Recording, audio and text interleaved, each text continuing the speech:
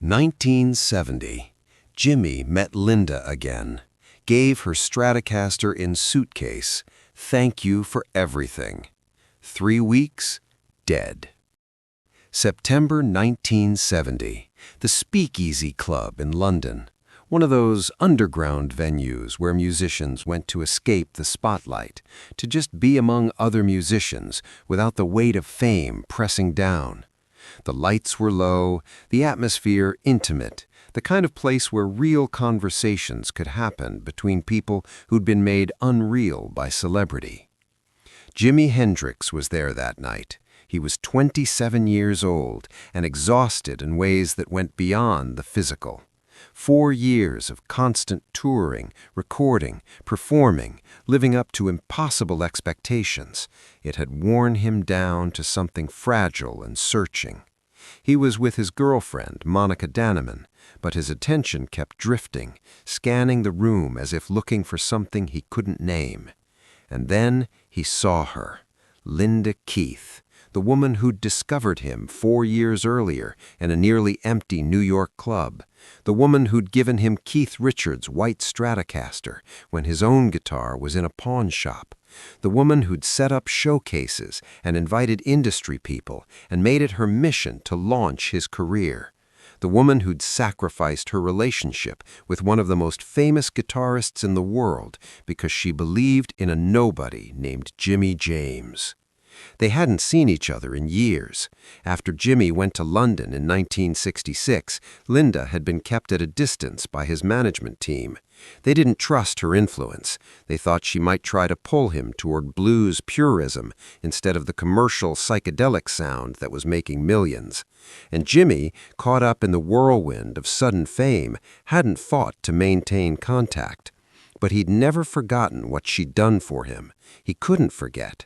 Every time he picked up a guitar, every time he walked on stage, every time someone called him the greatest guitarist alive, he knew that none of it would have happened without Linda Keith. And now, in September 1970, with everything falling apart around him, the experience disbanded, the band of gypsies experiment rejected by audiences, legal troubles mounting, exhaustion becoming unbearable, Jimi had reached out. He'd sent word through mutual friends. He wanted to see Linda. He had something to give her. The reunion at the Speakeasy wasn't dramatic. They didn't rush into each other's arms or make a scene. They were older now, both marked by the years between them. Linda was no longer the 20-year-old model on a mission, the girl who'd carried blues 45s everywhere and made it her crusade to launch an unknown guitarist. Jimi was no longer the struggling guitarist with a borrowed guitar and impossible dreams, the backup player who couldn't afford to get his own instrument out of the pawn shop. 4 years had transformed them both. Linda had been through her own struggles, the breakup with Keith, being forcibly removed from Jimi's life by management, watching from a distance as the musician she'd discovered became a global phenomenon without her.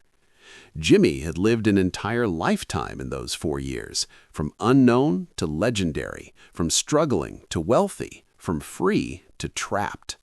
They talked quietly in a corner of the club, away from others, two people who'd been part of each other's most transformative moments, now coming back together at the end of something. There was a sadness in the reunion, an unspoken understanding that something had been lost in the years between, something that could never be recovered. But there was also warmth, real affection, gratitude on both sides for what they'd shared and what they'd meant to each other. Jimi told Linda about the past 4 years, not the glory and the fame and the sold-out shows, but the weight of it all, the way success had become a trap, the way he couldn't be himself anymore without disappointing people, the way he'd wanted to play funk and blues, but nobody wanted to know, the way he felt lost despite, or maybe because of, achieving everything he'd dreamed of. Linda listened with the understanding of someone who'd seen it happen. She'd watched from a distance as the pure musician she'd discovered at the Cheetah Club had been packaged and sold as the psychedelic guitar god. She'd seen the image overwhelm the person. She'd known it was happening and had been powerless to stop it. But what struck her most in that conversation was that Jimi wasn't bitter. Despite everything, despite the exhaustion and the frustration and the feeling of being trapped, he was grateful. Specifically, he was grateful to her. "You were the one who saw it," Jimi told her. "When I was nobody, when I couldn't even afford my own guitar, you saw something. You believed. You made everything possible." Linda tried to deflect, to say it was his talent that made everything possible, but Jimi wouldn't let her minimize what she'd done. He needed her to understand how much it had mattered. "I was stuck, playing backup for whoever would hire me. My guitar was in a pawn shop. I couldn't see a way forward. And then you gave me Keith's Stratocaster. You set up showcases. You introduced me to Chaz. You fought for me when nobody else even knew I existed. Everything that happened after that, all of it started with you believing in me." There were tears in his eyes as he said this. Not dramatic tears, just the kind of quiet emotion that comes from finally being able to say something you've needed to say for years. Then Jimi told Linda he had something for her. He'd brought an old suitcase with him to the club, battered and worn, the kind of case that musicians carried their instruments in when they were still traveling on buses and sleeping in cheap motels. He opened it carefully, almost reverently, and inside was a Fender Stratocaster. Not the white one she'd given him. That had been destroyed on stage years ago at Café Ogogo, smashed to pieces in front of Seymour Stein in a performance that was spectacular and devastating. But a Stratocaster nonetheless, carefully chosen, lovingly maintained, a symbolic return of what she'd given him when he had nothing. The guitar in the suitcase was more than just an instrument. It was an acknowledgement. It was a closing of a circle. It was Jimi's way of saying that he understood what Linda had sacrificed, what she'd risked, what she'd given up for him. Linda had given him Keith Richards' guitar when her relationship with Keith was already fragile. She'd known it might cost her everything, and it had. She'd lost Keith, been pulled away from New York by her father, been kept at a distance from Jimi's career by managers who saw her as a threat to their commercial vision. And now, 4 years later, 3 weeks before his death, Jimi was giving her a guitar back. The symbolism was almost overwhelming in its poetry. "This is for you," Jimi said, "for everything you did, for believing when nobody else did, for giving me that guitar, for making it your mission. I needed you to have this." Linda was stunned. The gesture was so personal, so deliberate, so full of meaning. This wasn't a casual gift. This was Jimi closing a circle, honoring a debt that he felt he owed, making sure she knew how much she'd mattered. Inside the suitcase were also letters that Linda had written to Jimi over the years, letters he'd kept, letters that showed he'd never really forgotten her, even when they'd lost touch. "I kept these," Jimi said. "I wanted you to know I kept them." They talked more that night, quieter now, reminiscing about the early days. Linda told him about seeing him at the Cheetah Club, about being thunderstruck by his playing, about knowing immediately that she was watching someone special. Jimi told her about the night she'd given him Keith's guitar, about what it had meant to hold an instrument that belonged to one of the most famous guitarists in the world, about how it had felt like permission to dream bigger. As the night went on, Jimi mentioned something else. He'd written a song, one of his last compositions, still not fully recorded, still being worked on. It was called "Send My Love to Linda," a blues piece, stripped down and honest, the kind of song he'd wanted to make more of, but the industry wouldn't let him. "It's for you," Jimi said. "I wanted to thank you. I wanted people to know what you did." Linda didn't know what to say. The magnitude of the moment was overwhelming. This legendary guitarist, this icon who'd changed music forever, was thanking her with a song, with a guitar, with letters, with everything he could offer. What neither of them knew that night was that they were running out of time. Not just the night, but everything. Jimi had 3 weeks left to live. On September 18, 1970, just 21 days after that meeting at the Speakeasy, Jimi Hendrix died in London, 27 years old. The official cause was asphyxiation from vomit while intoxicated with barbiturates, but anyone who'd seen him in those final weeks knew it was more than that. He'd been drowning for months, maybe years. The pressures, the expectations, the inability to escape the image that fame had created, all of it had been crushing him slowly. Linda heard about his death like everyone else, through the news, through the shock that rippled through the music world, through the disbelief that someone so young and talented could be gone. But unlike most people, Linda had just seen him. She'd just talked to him. She'd just received a guitar from him and heard him say thank you. She'd just been told she'd made everything possible. The grief was compounded by the timing. If she'd known it was the last time, what would she have said differently? If she'd known he had only 3 weeks, would she have told him more clearly how proud she was of what he'd become? Would she have tried harder to tell him that the success wasn't a failure, even if it felt like a trap? Would she have held on longer, talked more, made sure he knew how much he'd meant to her journey too? But maybe that's why Jimi had reached out when he did. Maybe some part of him knew he was running out of time. Maybe that's why he needed to close the circle, to make sure Linda knew she'd been essential, to give her a guitar in return for the one she'd given him, to write her a song, to say thank you while he still could. There's a haunting possibility that Jimi had a premonition of his death, not a specific knowledge, but a feeling. The exhaustion he described wasn't just physical tiredness. It was the exhaustion of someone who'd been running too hard for too long and was finally running out of road.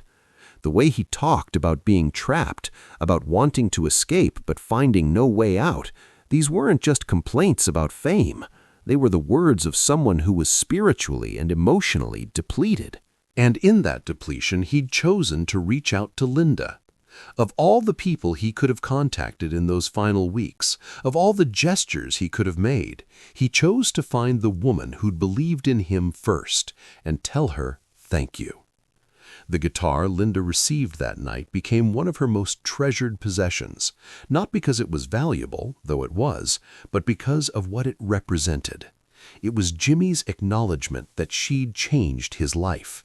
It was his way of saying that amid all the fame and the chaos and the image that had overwhelmed everything, he still remembered the beginning. He still remembered the woman who'd believed in him when he was nobody. Send My Love to Linda was eventually discovered among Jimi's final recordings. It's not as famous as his other songs. It didn't get radio play or chart success. But for those who know the story, it's one of his most meaningful compositions. It's a thank you note in musical form. It's Jimi's way of making sure that even after he was gone, people would know about the woman who'd made everything possible. The story of Linda Keith and Jimi Hendrix is often told as a footnote to rock history. The model who discovered Jimi, the girlfriend who gave him Keith Richards' guitar, the woman who set everything in motion. But that final meeting at the Speakeasy in September 1970 reveals something deeper. It shows that Jimi understood exactly what Linda had sacrificed for him. She'd lost her relationship with Keith Richards. She'd been pulled away from Jimi's inner circle by his management. She'd made his career her mission and received very little recognition for it. And Jimi knew all of this. That's why he reached out. That's why he gave her a guitar. That's why he wrote her a song. That's why he made sure to say thank you while he still could. 3 weeks later, he was dead.